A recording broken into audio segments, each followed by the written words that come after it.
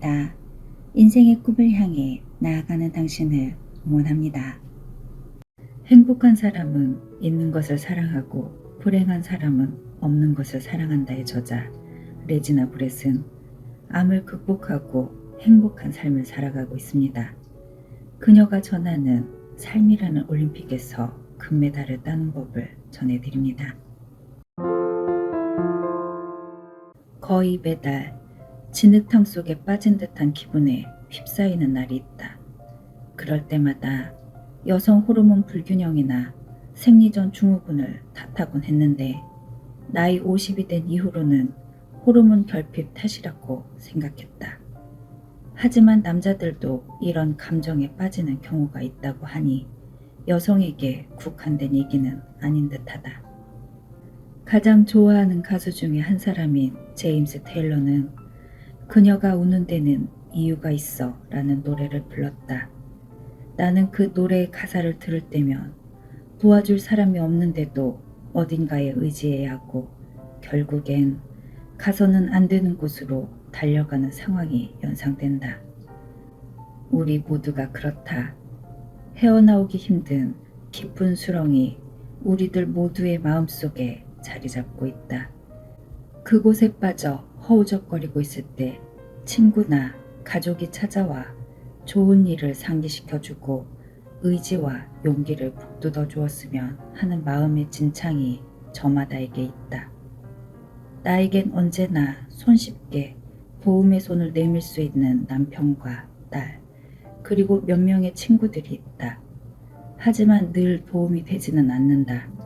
정말 우울한 날에는 그들에게 내가 힘들어한다는 사실을 알리기도 어렵다. 수년에 걸쳐 나는 간단한 응급처치법을 만들었다. 내가 우울함의 폭풍 속에 갇혀 있을 때마다 바로 사용하기 위함이었다. 먼저 응급호출을 받을 수 있는 친구들의 목록을 만들었다.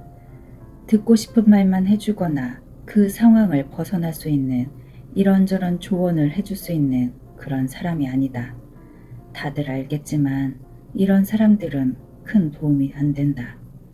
내가 어떤 아이스크림을 좋아하는지, 마음을 달랠 수 있는 캔디, 음악, 영화 취향을 아는 친구들이어야 한다.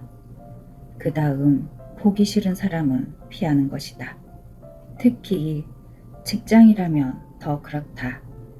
고릴라 같은 상사에게 자극을 받느니 결근하는 편이 낫다.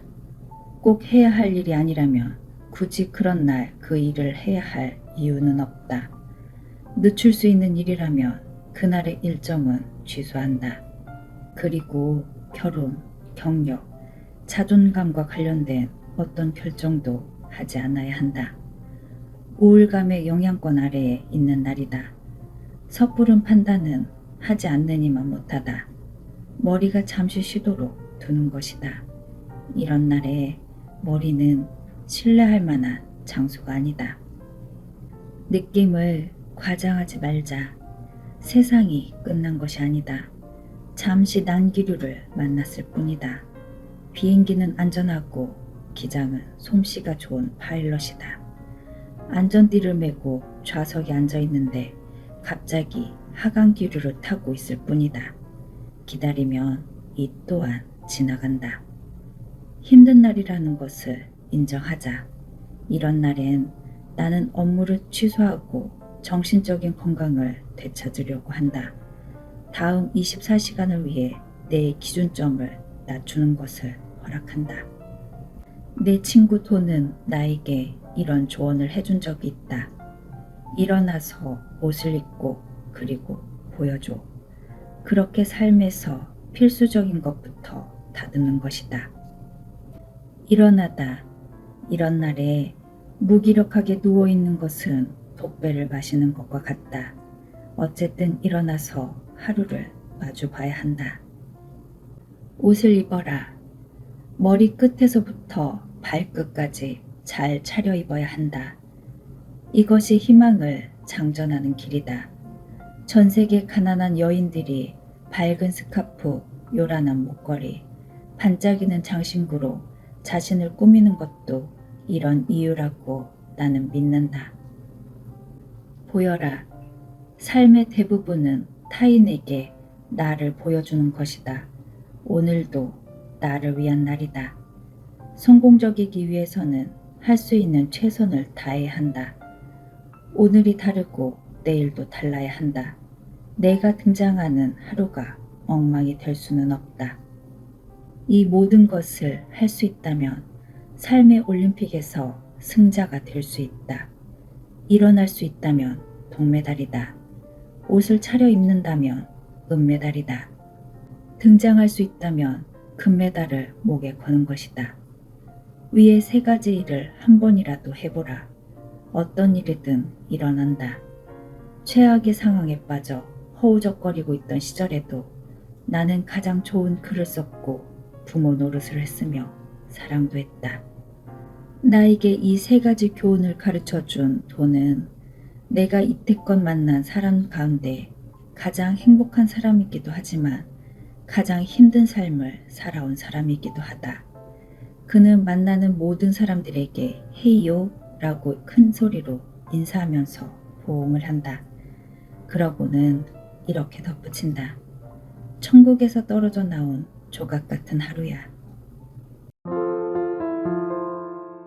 책방 선비님들, 돈이 저자에게 가르쳐준 이 세 가지 방법. 일어나서 옷을 차려입고 세상에 나를 보여줘.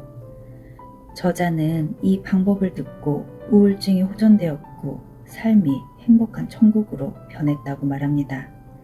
어쩌면 삶에서 금메달을 따는 일은 아주 평범하고 사소하며 그 방법은 내면에 존재하는 것이지 않을까 생각해 봅니다. 오늘 하루도 행복하게 보내세요. 그리고 오늘 밤도 잘 자요. 책방 고양이였습니다. 여러분의 좋아요, 구독, 알림 설정은 제게 큰 힘이 됩니다.